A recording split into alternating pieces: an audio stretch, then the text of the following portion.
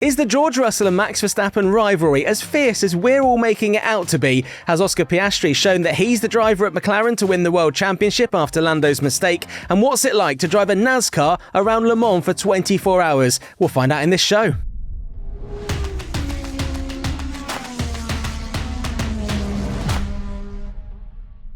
Welcome to On Track, talkSPORT's weekly motorsport show on talkSPORT 2, the talkSPORT podcast network, and of course on the talkSPORT Driving YouTube channel. If you haven't subscribed to any of those, make sure you do that straight away, then you won't miss any of our videos that go up.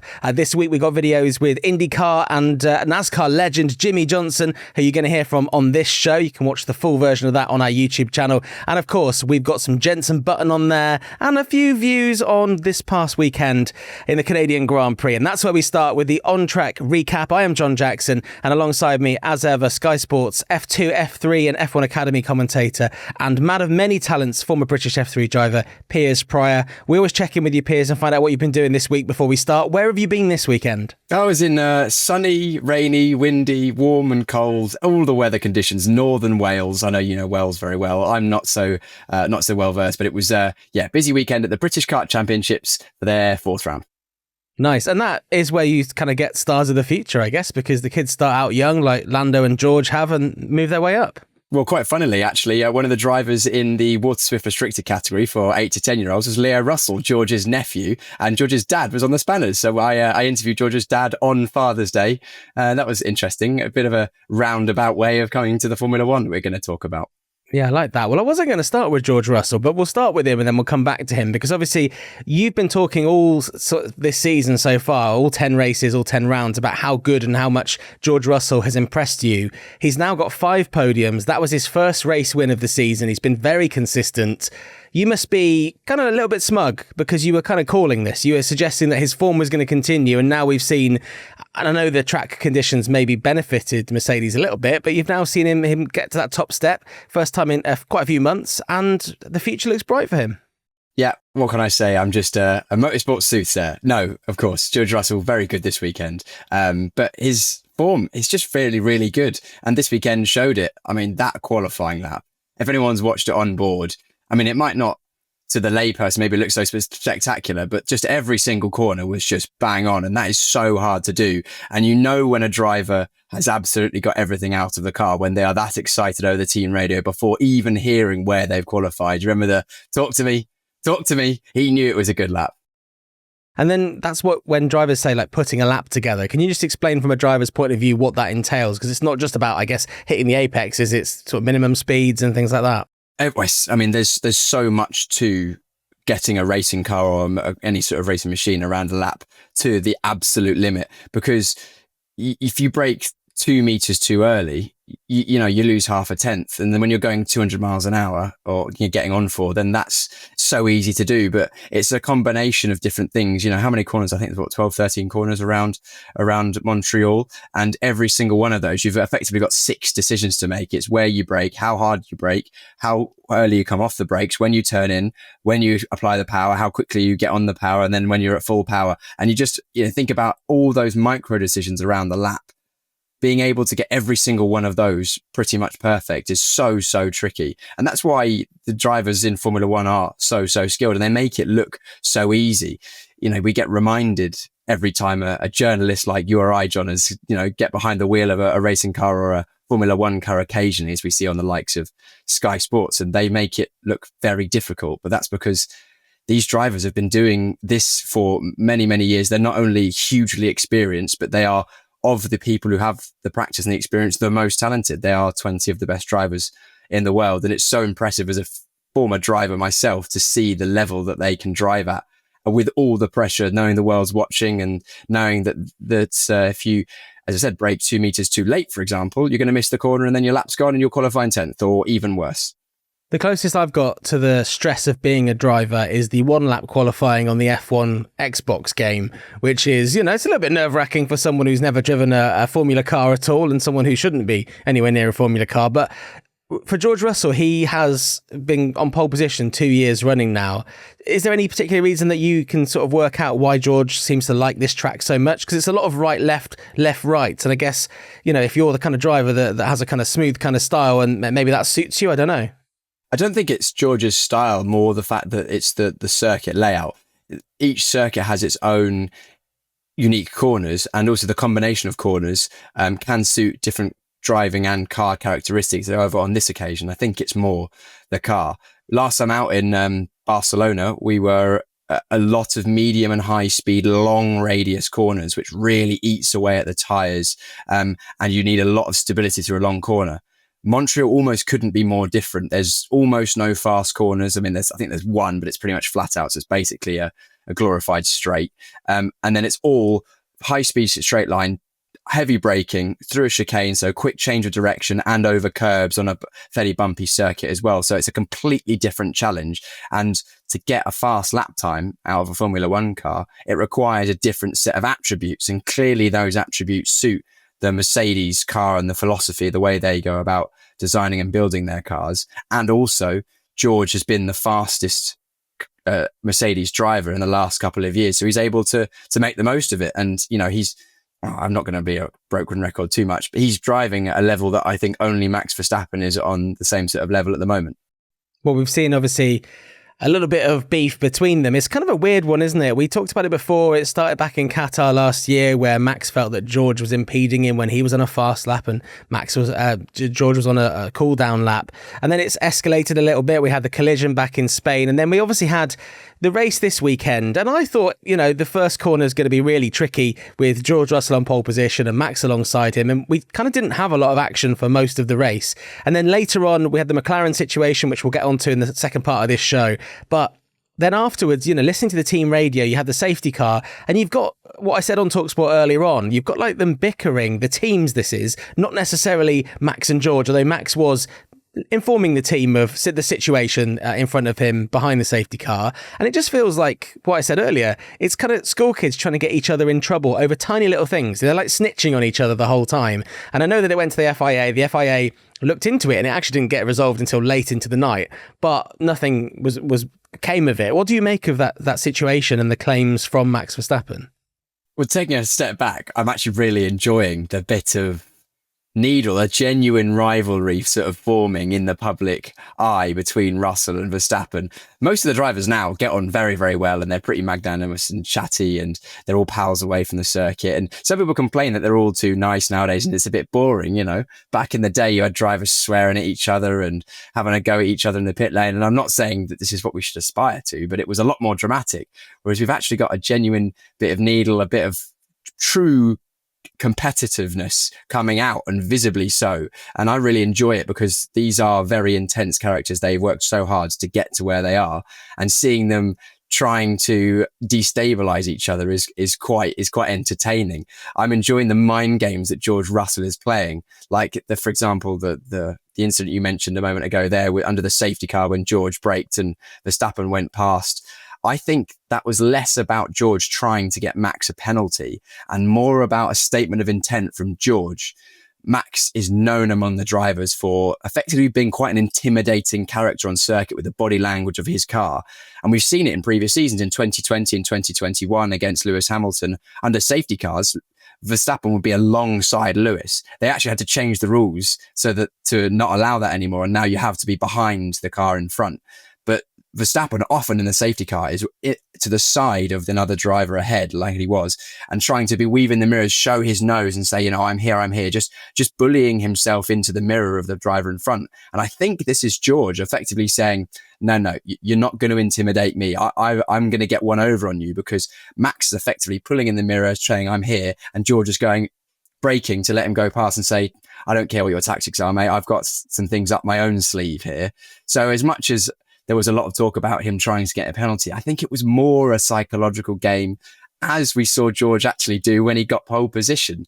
That interview, the little quote that he said, you know, I've got more points on my license to play with down towards turn one.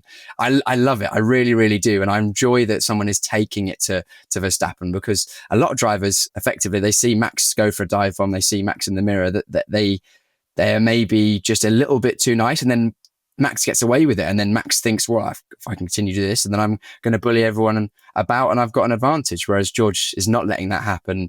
And I don't think this is the last we'll see between these two. They're both performing at a high level. They're both on circuit together, loving the rivalry. rivalry. They're performing at absolutely the highest level, and there's a little bit of something to keep ourselves watching the TV for. We saw it in the cool down room as well. They don't hate each other either. Like, they will happily chat. They were talking about stuff with Kimi Antonelli as well. They were talking about parts of the race. So you have that weird dynamic where when they put the helmet on, they are fierce rivals, but they're not exactly, I know they have been rude about each other in the press before, but they're not exactly, being childish and snide about it, which is good. What do you make of Max Verstappen not wanting to talk about the penalty point situation? Do you agree that it's a bit boring, like he suggested? We've seen this before from Max.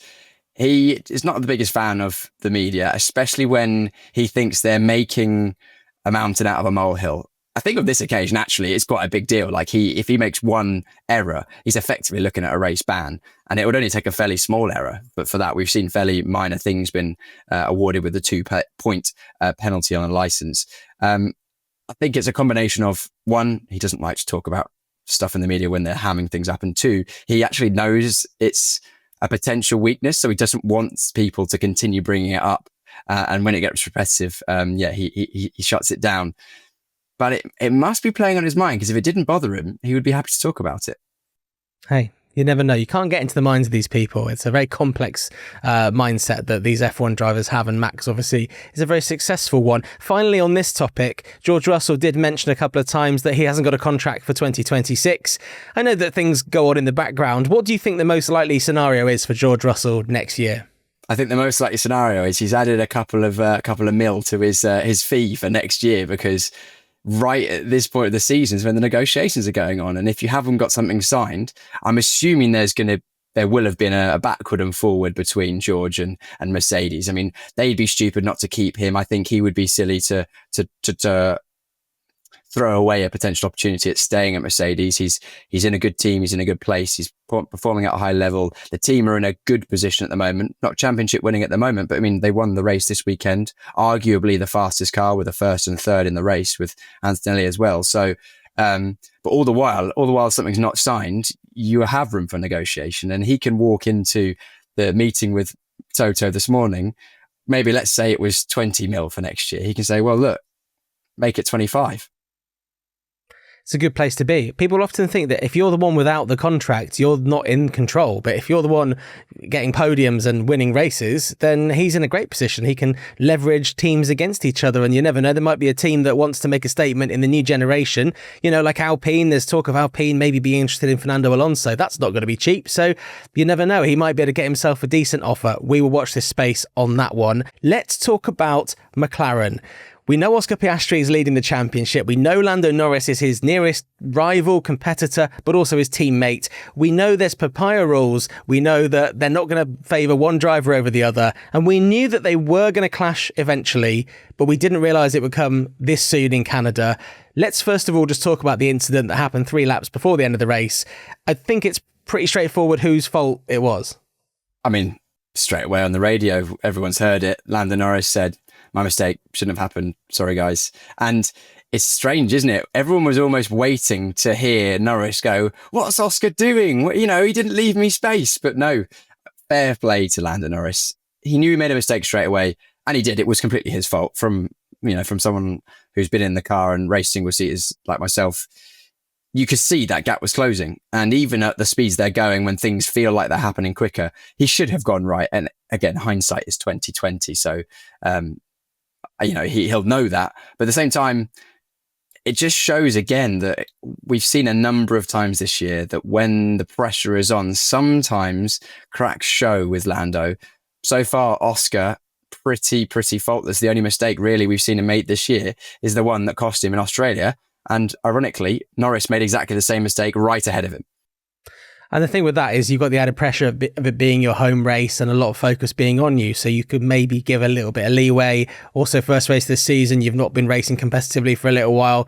Who knows? But we kind of touched on George Russell having this mental strength earlier on.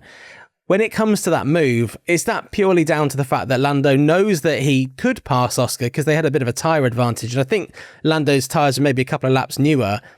Is it just a case of him being impatient or him knowing he's really got to finish ahead of Oscar? It seems like a long way to go in the championship. So surely it's more kind of in the moment wanting to get the status of beating your teammate.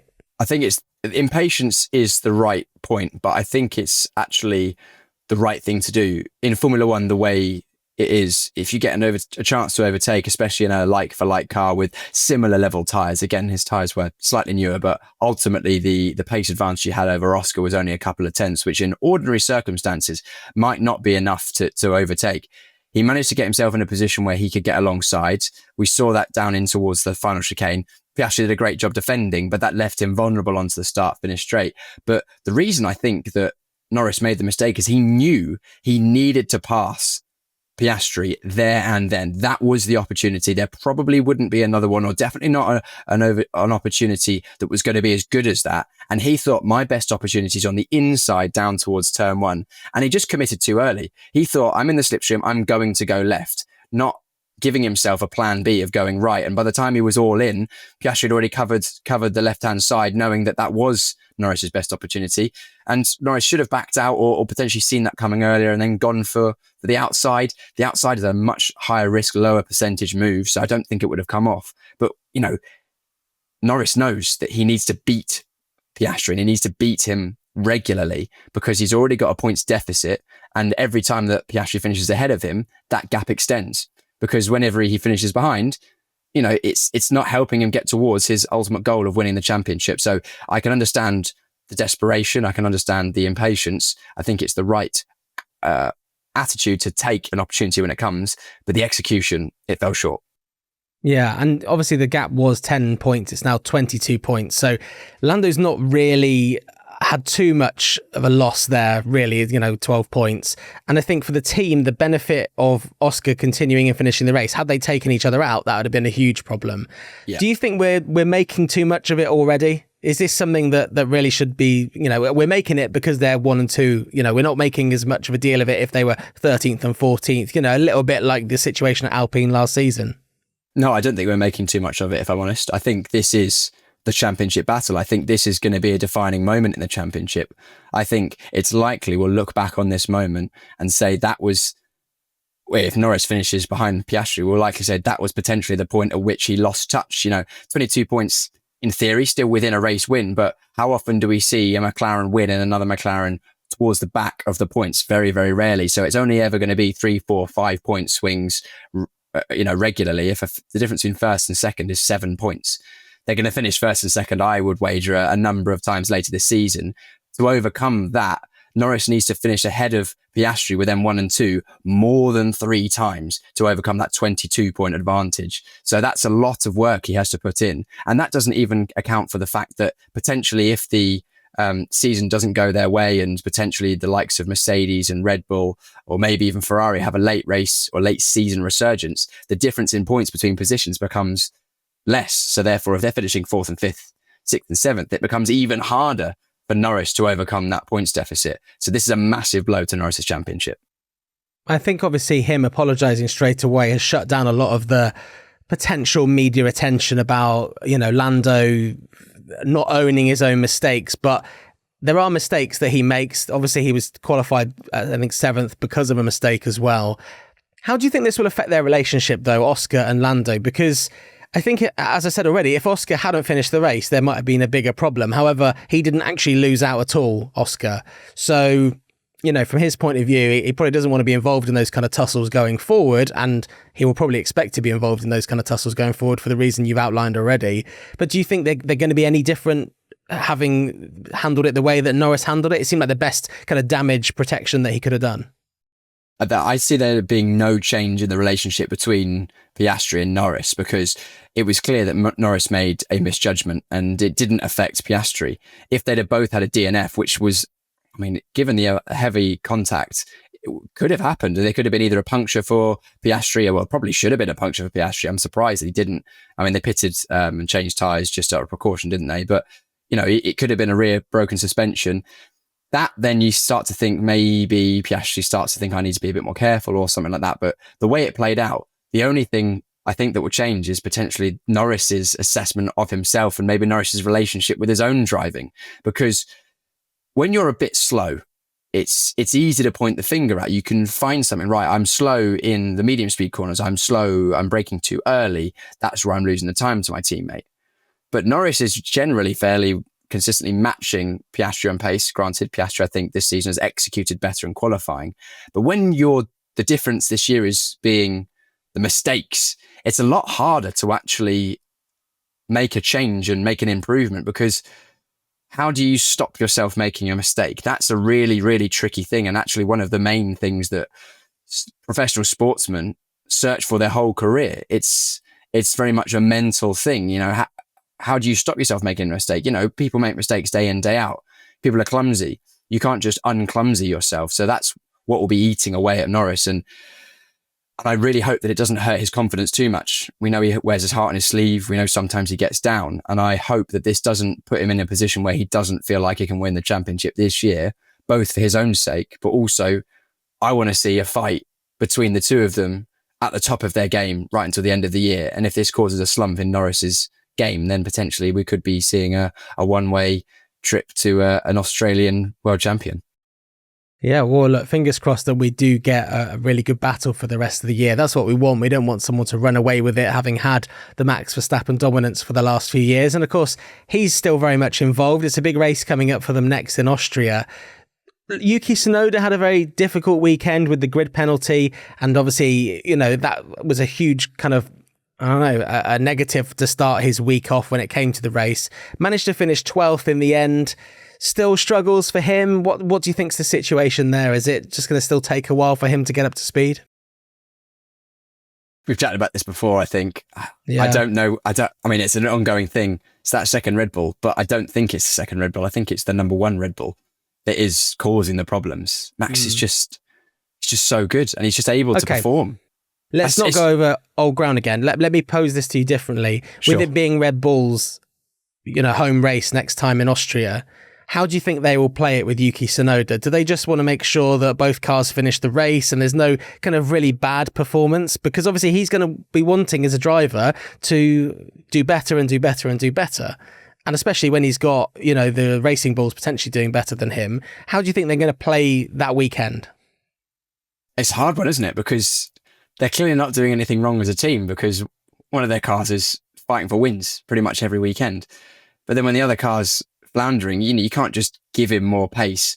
I think Yuki needs to look at the second half of the season going, I just need to score points. I don't need to even try and think about podiums. I don't even need to try and think about top five.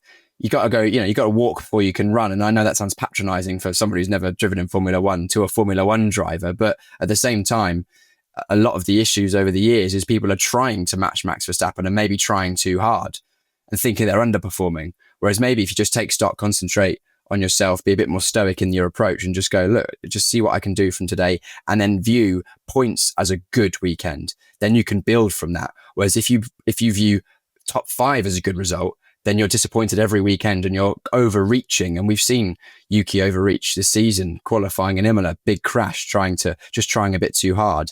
A number of times drivers have made mistakes in that second Red Bull car and just not extracted the performance.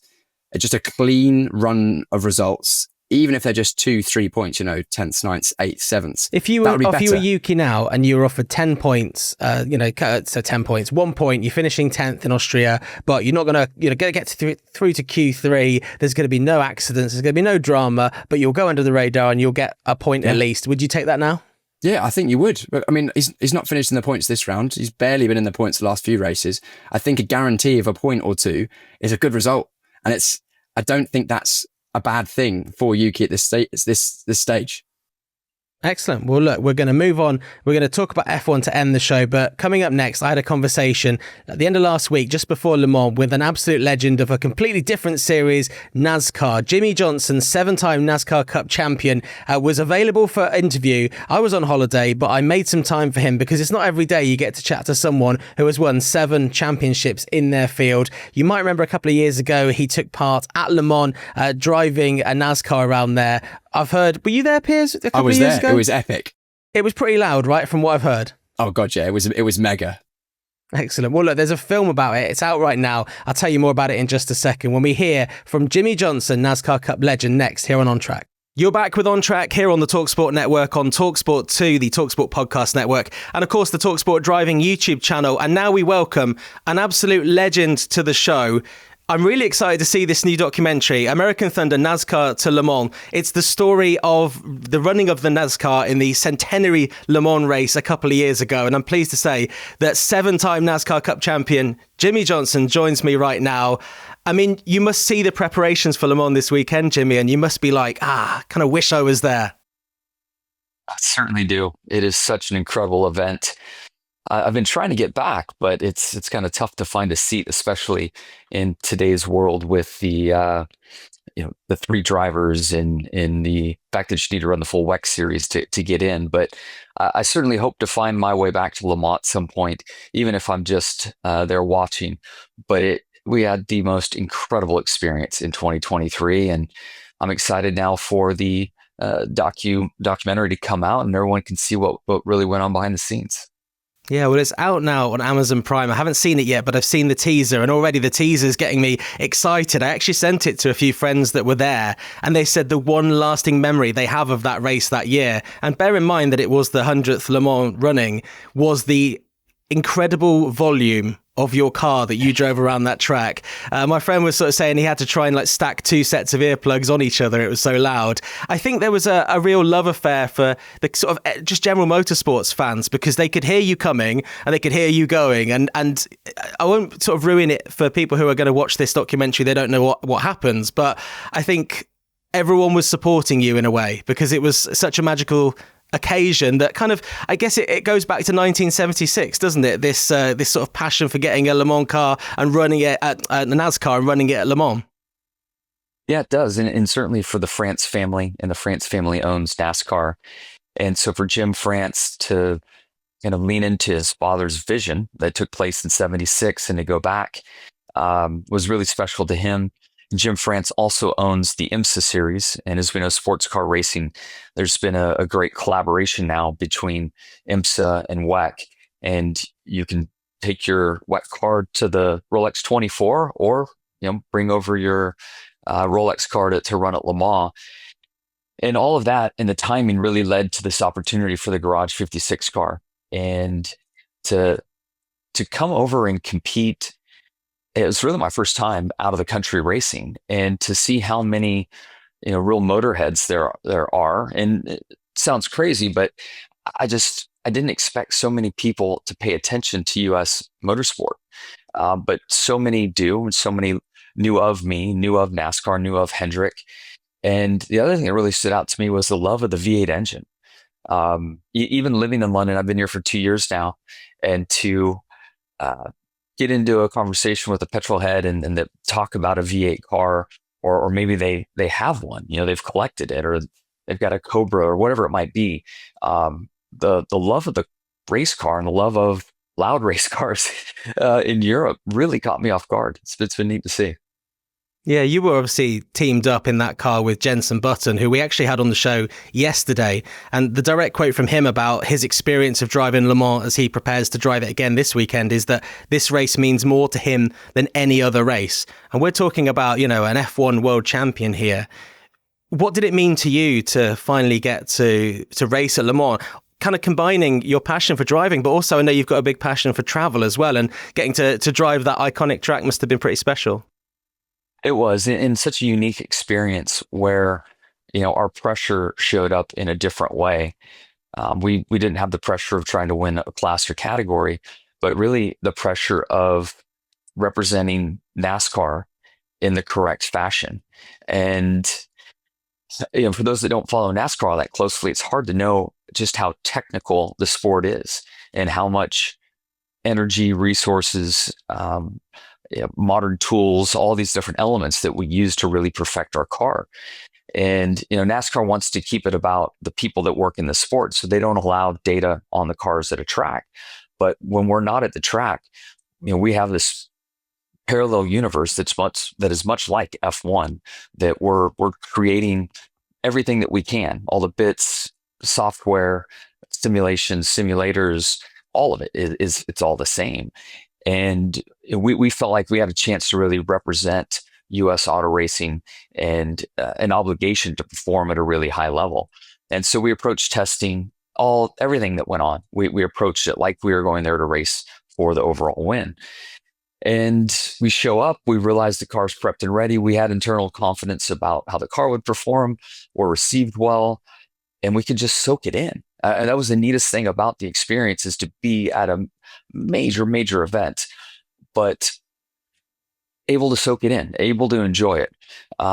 We went out as the drivers, we went out after the last night practice. There's a bar outside of the paddock, and we went up there and just bought some beers and hung out with the fans and just soaked it in as race fans. And you would never do that if you're there like truly racing for the overall win. So again, it was a different type of pressure, but we try to experience as much as possible. We obviously know that you tested an F1 car. We've all seen the video of you and Fernando Alonso together. Why do you think it is that there's a lot of young American racers that aren't a little bit more tempted to follow the path into F1? Because we obviously have Cadillac launching into F1 next year, and there's a huge conversation around, do they go for an experienced veteran from Formula One and a young American driver to represent that American team? And it feels like there aren't that many names in the frame. Yeah, I wish there were more. I feel like the super license process is certainly a big stumbling block. Even after my 7 championships in NASCAR and my interest in trying to go to Formula One, I didn't have enough points to have the super license. And I haven't looked at it recently, but I think even for an IndyCar driver, there's some kind of exemption or special filing for points that's required to have an IndyCar driver come in, which is certainly from a Formula driver is crazy. So it's just not highly incentivized, or the pathway doesn't seem realistic. So I think that's probably the biggest step. The other part is it's so far away and you don't know people, and the garage area or paddocks, it's its own environment. And we all hear and understand just how ruthless it is in F1 paddock. And I think it feels pretty daunting, and you're just not sure how it's going to go, if you're going to have a knife in your back before, at what point in time, you just don't know how it's going to play out. So I think those are probably the 2 biggest things. How far do you think you could have got had you got that path into F1? Because I know when you tried that McLaren out, in a few years ago, 2018, I think it was, you weren't far off Fernando Alonso. And I know that in motorsport, obviously 0.2 is quite a lot, but given time and given more practice, I feel like you could have done pretty well. Do you agree?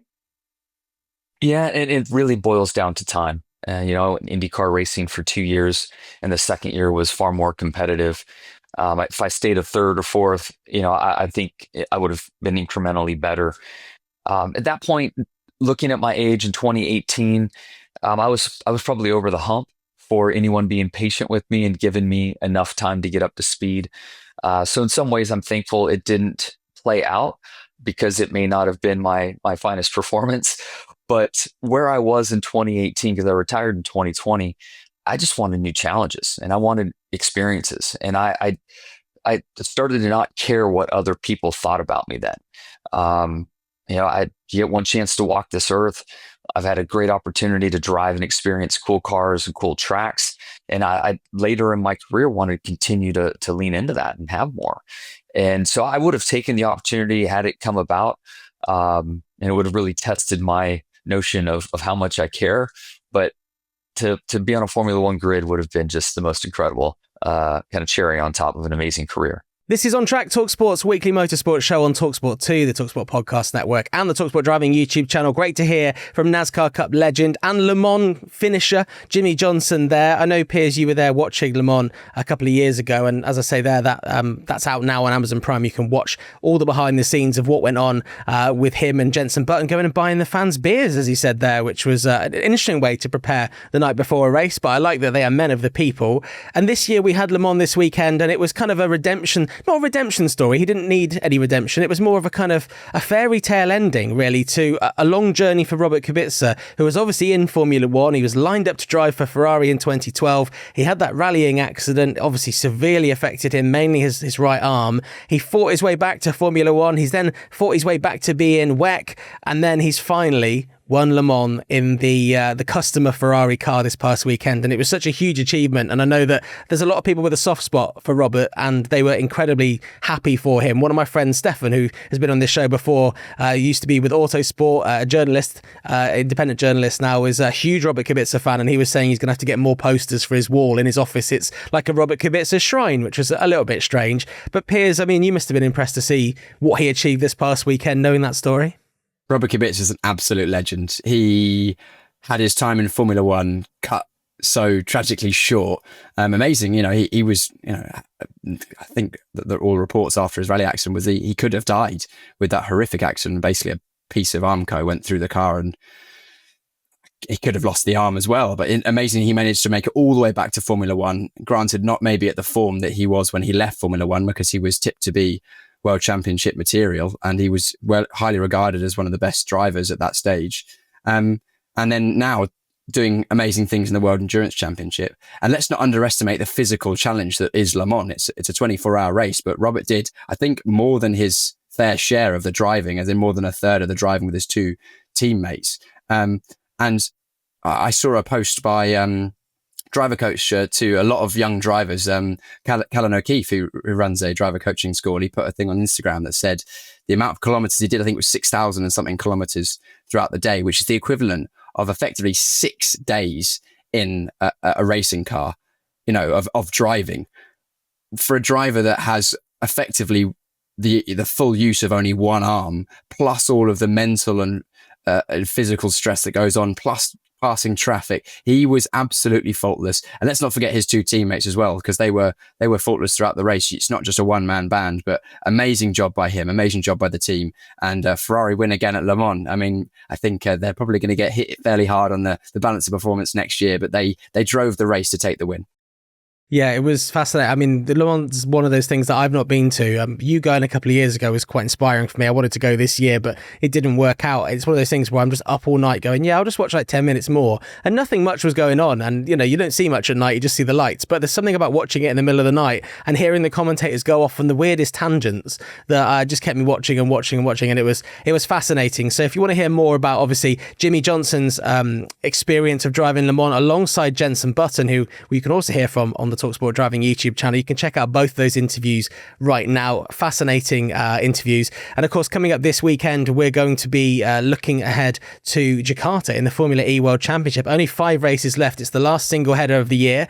So we have Oliver Rowland with a massive lead for Nissan. So it'll be interesting to see what happens there. Live commentary on talkSPORT 2 from 8:30 in the morning this Saturday. And of course, we'll have guests throughout the week looking ahead to that. We've got Abby Pulling coming up on Hawksby and Jacobs on Wednesday afternoon. She's just been signed as a Nissan development driver and rookie, so that's huge for Abby, and she'll be competing in the GB3 Championship, which myself and Piers will be across next time out in Hungary in a few weekends time. Finally, I just want to sort of talk about my driver of the weekend, Piers, very quickly.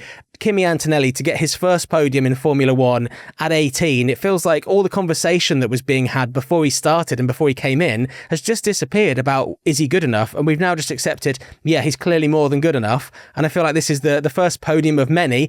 And Toto Wolff will probably be feeling quite smug because we know how long he's been courting Kimi and saw that talent really, really early on.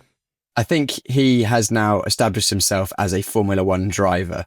The generational talent line that a lot of people have been banding around, I think the jury's still out. He's clearly very, very good at such a young age, getting podiums, performing so consistently and so maturely this year, just building his pace throughout the year. Very impressed. I look forward to him continuing to develop and maybe, who knows, one day challenging George Russell, because that would be entertaining as well. Hey, look, we're watching the McLarens fight it out. One day, if, of course, George Russell stays with Mercedes, we may watch the Mercedes fighting it out for a world championship as well. Thank you very much to Piers. We'll be back next week, of course, on talkSPORT 2 from 2 p.m. on Tuesday afternoon. And you can catch everything we've mentioned in this show and a load more on the talkSPORT Driving YouTube channel.